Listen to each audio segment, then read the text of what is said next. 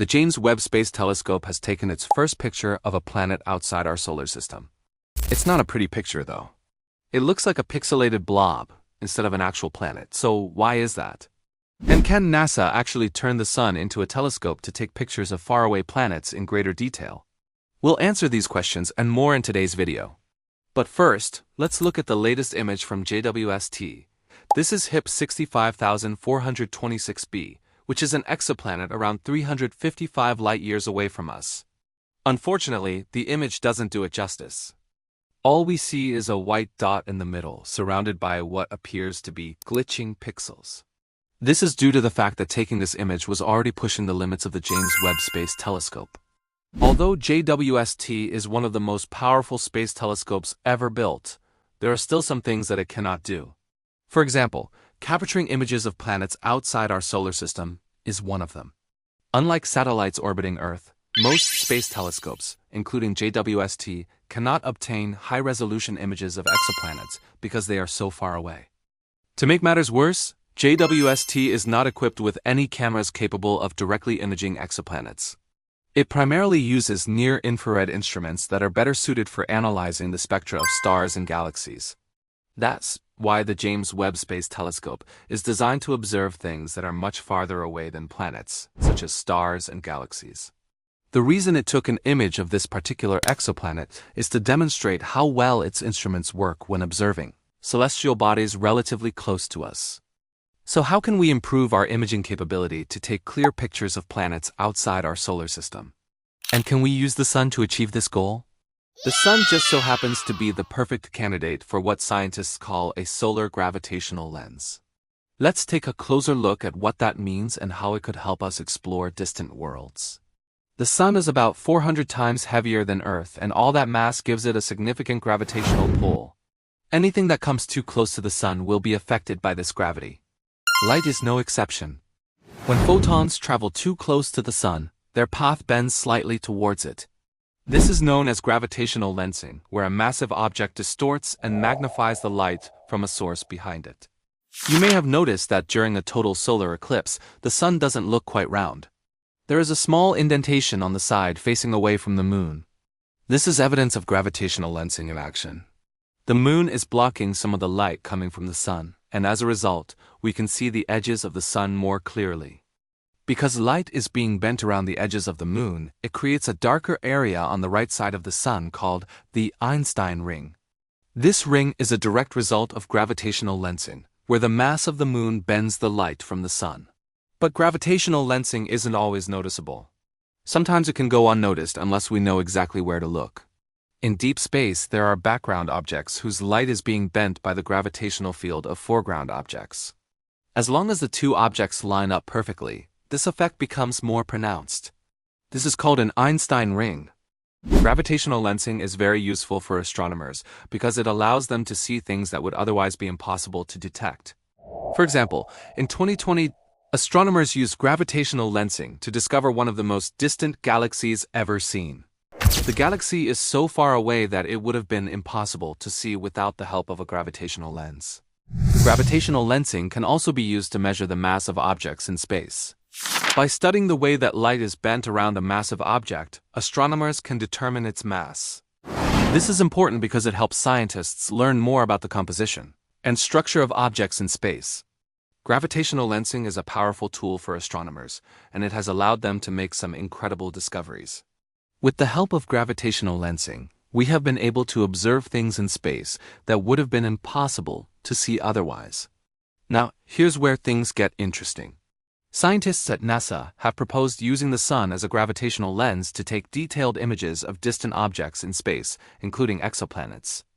If we were to put a telescope at the focal point of the lens, it could magnify and focus the light from distant objects, making them appear much closer. This could potentially allow us to take high-resolution images of exoplanets that are not possible with current technology.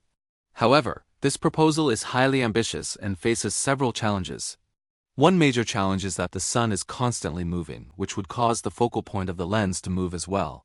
This would make it difficult to capture sharp images, because the telescope would need to be constantly moving to keep up with the changing focal point.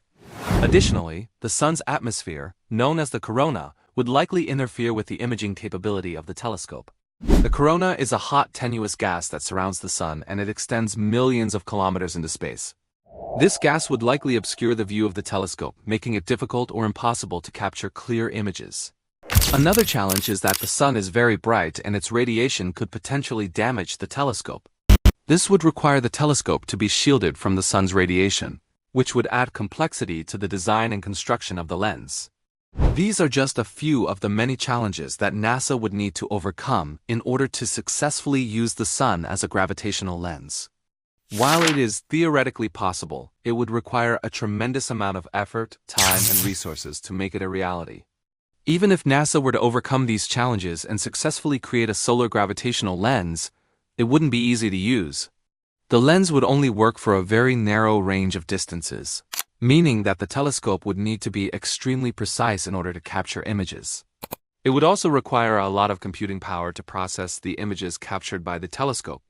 Despite the challenges, the idea of using the Sun as a gravitational lens is a fascinating one.